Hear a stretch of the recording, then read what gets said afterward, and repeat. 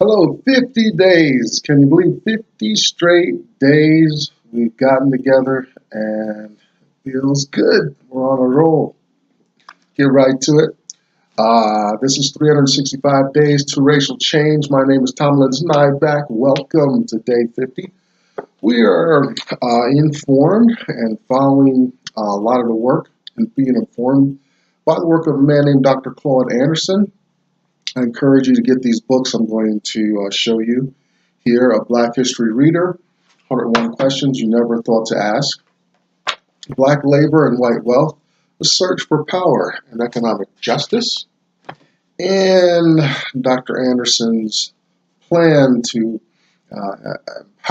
national plan to empower Black America, Powernomics. I encourage you to go to his website, powernomics.com. You can find more of his work, influence at the Heritage Institute, located, I think there's a physical address now, down in Washington, D.C. Also behind me, you'll see more resources. Hashtag us too. You'll find Black women there mostly, but it's a very open forum. Also, there's Black Enough, BLAGGENUF, to intersect more with the Black community and get on the same page, or at least have a conversation. It's hard to get all blacks on the same page. So we're here discussing Black issues in America, Black life, white entitlement, other races as well, Asians, Arabs, Jews, Hispanics. This is not a hate forum. I'm not promoting that at all. We're taking honest assessments.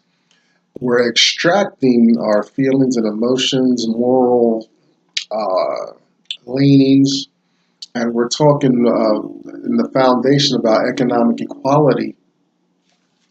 Coming to the table, America's table of wealth and resources, and participating freely, which blacks do not, if you've been following this series at all.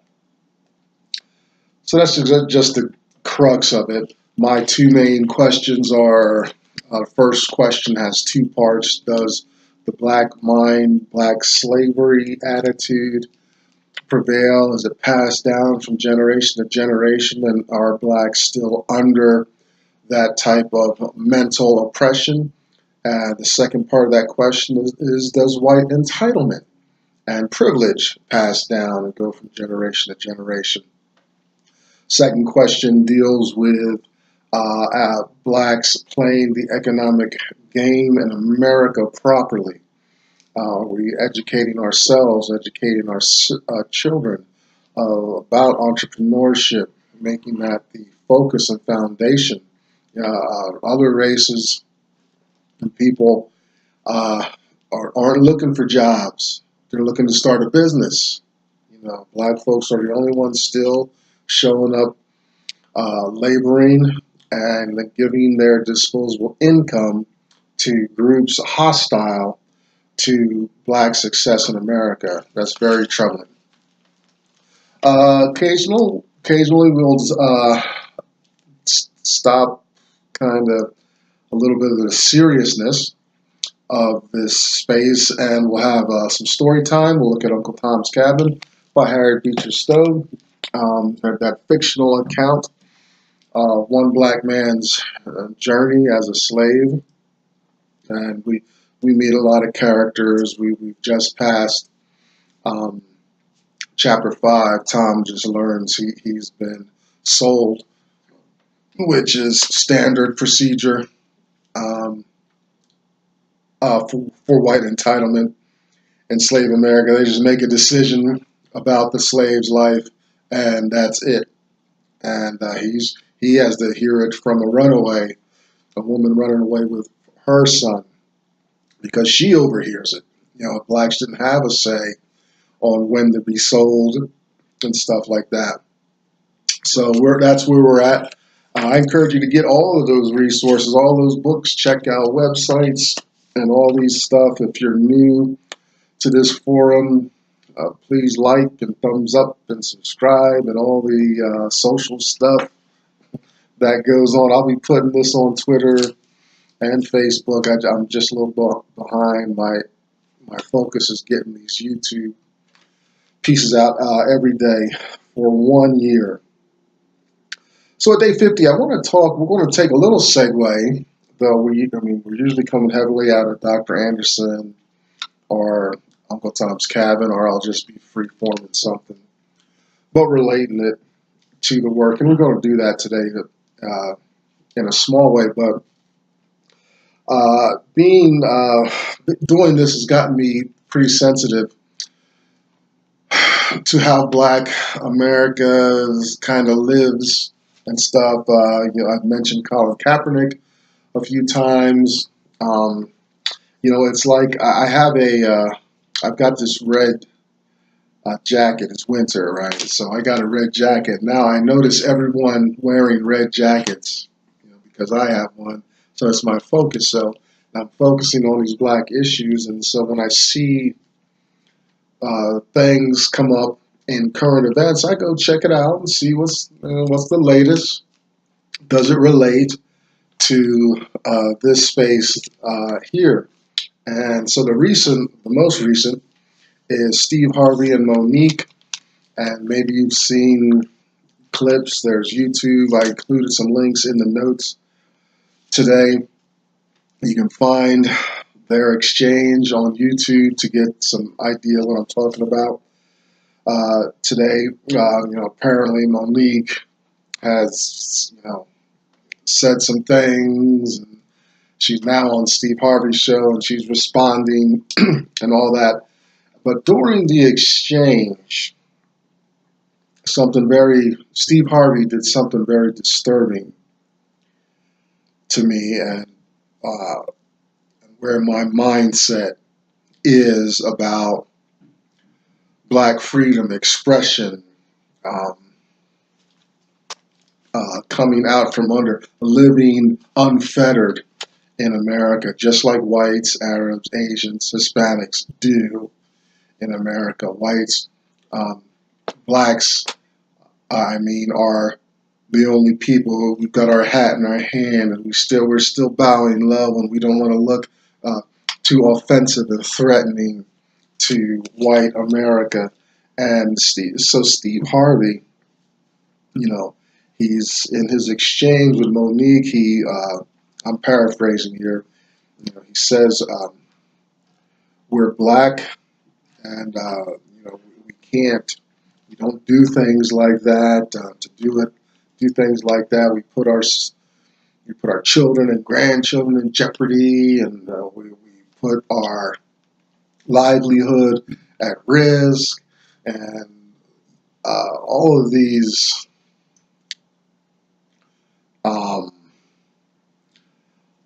fears and phobias he's trying to oppress and silence Monique with." And so that run right to my nerves. And Dr. Anderson talks about some portions, and we'll get into these ideas. I'll further define some of these ideas I'm going to bring up now. But Dr. Anderson, he talks about the Black overclass, and he talks about Blacks behaving poorly. Look, with this issue of Black America, we don't need to bow and scrape and appear non-threatening in public. Where does America get off putting that on us? I know when I move about on the street, I'm a little above average size Black man, so I see it when I'm out on the street, the paranoia and fear and stuff, and all the myths I could see triggered in the minds of other races, just as I'm just going down to get a pack of gum or a big gulp, or I'm heading to a fast food joint, you see the prevailing attitudes. But you know what? We were the ones whipped, kidnapped, raped, families torn apart, um, suffered mental oppression, have no foothold, ignorant, uneducated, and like this thing where America wants us to stay in a place, be in our place, and not participate. That's the other side of this whole conversation here at Racial Change, is like how America, boy, their hackles really get up when black people are expressive and honest about their situation, about their being marginalized and being excluded, being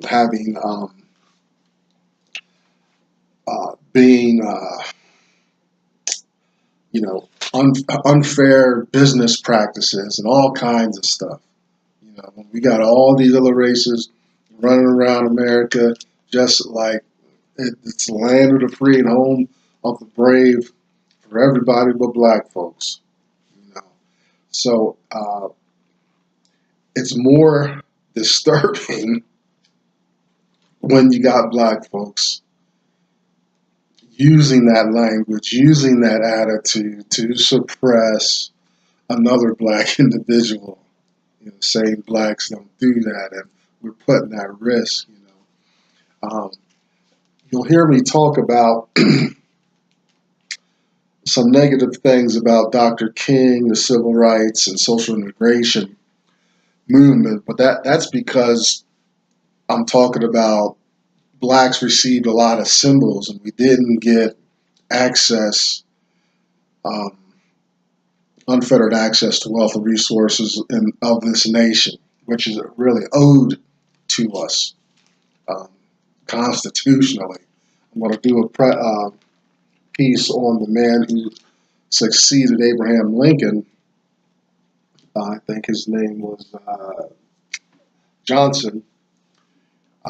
He undid a lot of the groundwork that was going to open the doors for blacks to get some access to wealth and resources. We already had a big hurdle to cross from the South, even if certain laws passed, but this man almost single-handedly just undid a lot of the acts and provisions that were created before Lincoln was assassinated. So we got a piece coming up on him as well. But back to Steve Harvey,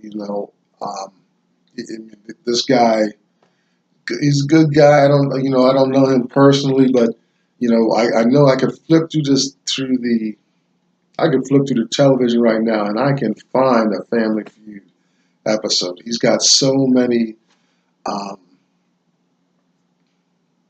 avenues of wealth. He's made it now, and so suddenly it's questionable for blacks to be expressive.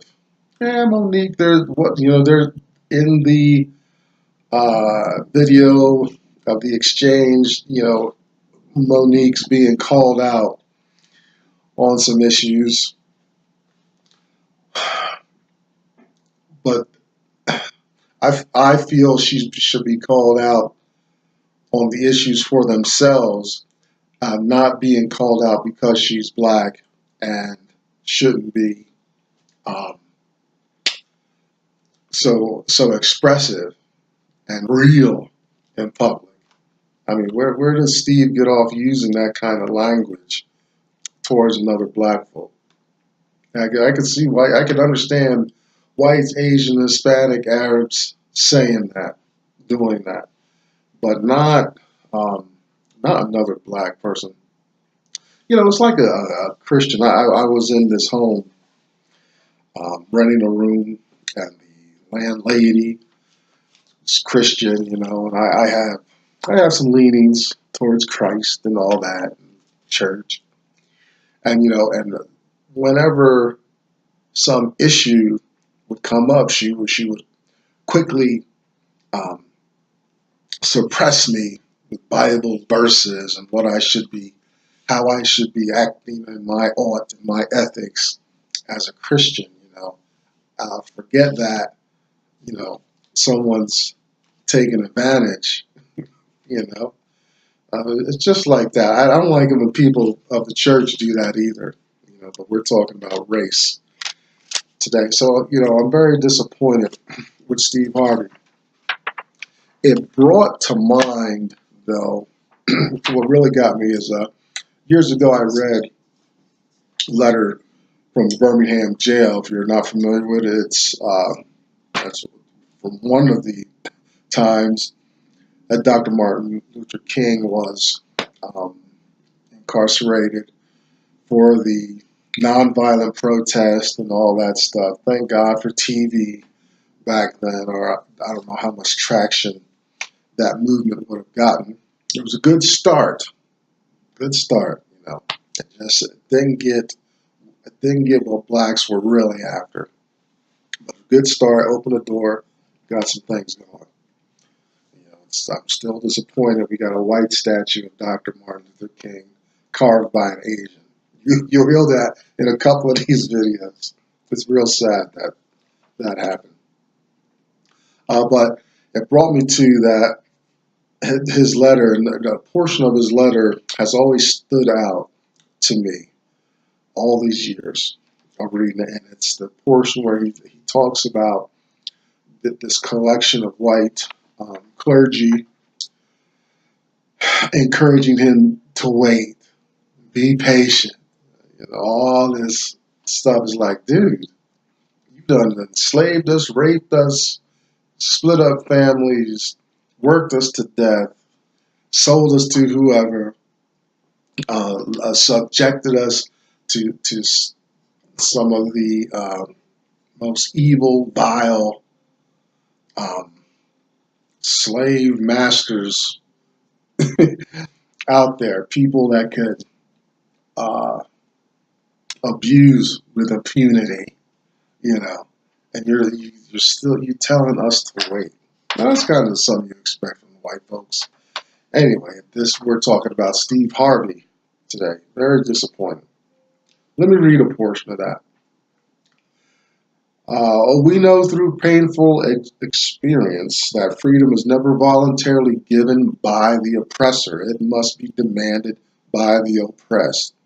Frankly, I have never yet engaged in a direct action movement that was well-timed according to the timetable of those who have not suffered unduly from the disease of segregation. For years now, I have heard the word wait. It rings in the ear of every Negro with a piercing familiarity. This wait has almost always meant never. It has been a tranquilizing thalidomide. Hopefully that's medicine. You got to read the text. We must come to see with the distinguished jurists of yesterday that justice too long delayed is justice denied. He's quoting somebody there. We have waited for more than 340 years for our God-given and constitutional rights. The nations of Asia and Africa are moving with jet-like speed toward the goal of political independence, and we still creep at horse and buggy pace toward the gaining of a cup of coffee at a lunch counter. I guess it's easy for those who have never felt the stinging darts of segregation to say, wait. But when you have seen vicious mobs lynch your mothers and fathers at will and drown your sisters and brothers at whim, when you have seen hate-filled policemen curse, kick, brutalize, and even kill your black brothers and sisters with impunity. He goes on to talk about the sadness of black children not being able to go to theme parks, about sleeping in cars because no motel or hotel will receive them, things like that. but that's what Dr. King's facing and he's voicing there. So you got to read that letter. I included links in the notes, and it's easy. Those resources are easy to find. But we've got to be careful about that. That he's on national TV. So what's the attitude of the nation? This guy, he's on multiple television, cable channels. He's considered safe uh, black man, that has arrived now in wealth. So I'm criticizing him for allowing his pseudo whiteness to rise up in shame and guilt, and to align himself with white America's sensibility and white America's um, desire to keep black folks suppressed. Shame on Steve Harvey. As I articulate my argument, I just know he is not. He's way out of line in doing that on national TV to Monique. You know, there's some valid issues there, but I would call her on the issues. I wouldn't tell her, but I wouldn't tell a black person not to do something because they're black. Big difference. Big difference. It's racist. It's a racist attitude coming from a black person towards a black person. Dr. Anderson talks about the black overclass. He uses the word Samboism in there. As we get further in Uncle Tom's Cabin, we're going to distinguish two attitudes, two characters specifically, Tom and Sambo. And we're going to get on this correct page about when these characters present themselves in American framework. And it came right out there with Steve Harvey. It's the way he did that. So that's my little rant and segue today. Hopefully, I will keep that kind of reactionary piece, those types of moments here to a minimum. But it's current, and I wanted to address it, because we're looking. We're trying to look at and articulate attitudes of slavery and marginalization. We think, I don't want us to ever think that because it's peacetime, maybe we've not seen a black person lynched, and the South, it's not a whole lot of uproar and upheaval. The latest thing might have been that deal a few years ago of the white supremacists walking into the church and blowing people away after their prayer, black church, after their prayer service. And he expressly said he was there to kill black folks.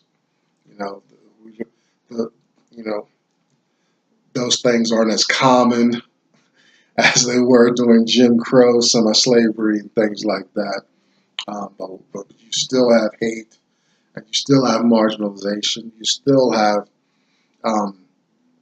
Asians being unfair in business. You have us, black folks, are forced to spend our disposable income.